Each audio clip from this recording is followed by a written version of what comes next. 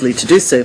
Could you give me an indication of the average time taken, and indeed what the longest time has been for a case to be resolved?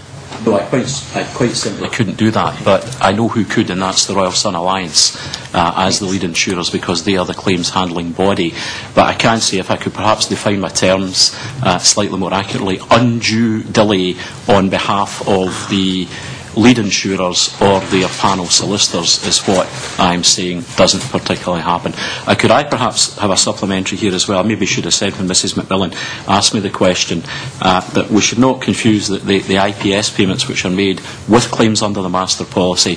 The average payment, I think, over the last couple of years has been about £10 million. I mean, a significant amount of money is paid out, but these are figures that are assessed against the law of negligence.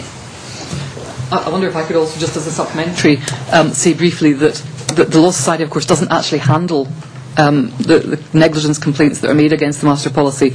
They go to the insurers, and the Law Society doesn't deal with those. So there's nothing that we can do at that end of things that can actually be overseen. I understand that. I was just concerned that there was a very definitive statement made that has now been clarified. So there could be a delay, but it's maybe perhaps not an undue delay. Excellent, right? I like to understand things. Before you press on, was this on this particular point? Oh, that's Swinney. Point, yes, exactly. Be brief, thank you.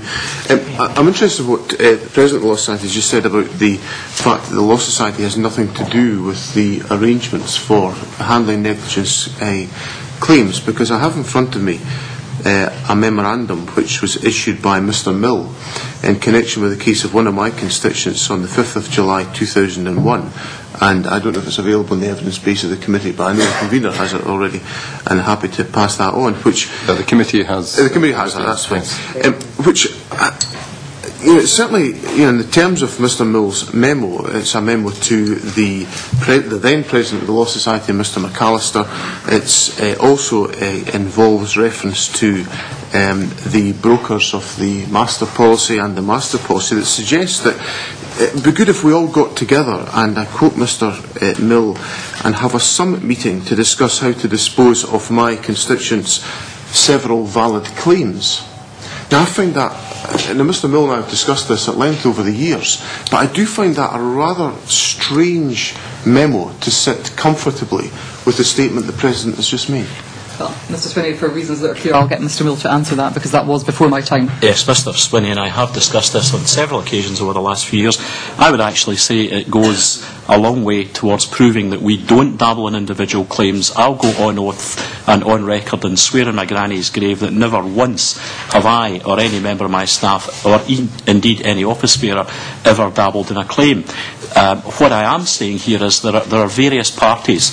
If you take Anne to be the Law Society, she in turn tenders the master policy brokerage on a 5-year rolling programme with Philip, who is the broker Marsh. He in turn buys it in the market from me, the RSA, as the lead insurers, and the other insurers each year, and when necessary they would instruct Caroline as the panel solicitors. Now, this is the sharp end of claims being dealt with. The layer of insulation between the Law Society and claims handling is Marsh the broker.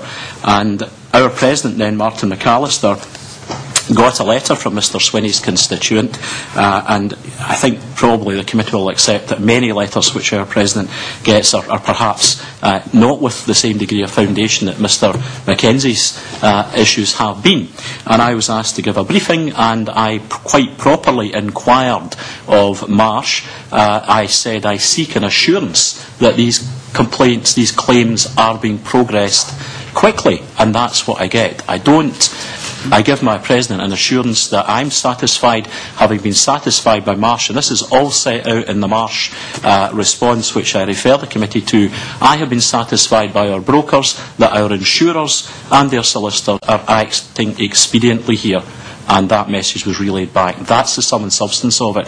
If we did dabble in claims, it would be a very different memo.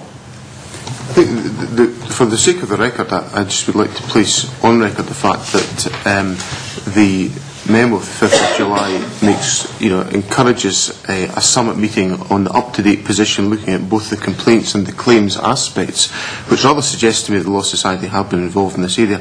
And just also for the record, I would point out that this claim remains unresolved today, and this memo was dated the 5th of July 2001, and I appreciate your indulgence, Convener, to allow me to make that point. Well, I really feel I really required to respond to two aspects of that. I mean, first of all, if the claim remains unresolved, that's really a matter for Mr Mackenzie and his agents and the Master Policy. There may be a plethora of reasons why it's unresolved.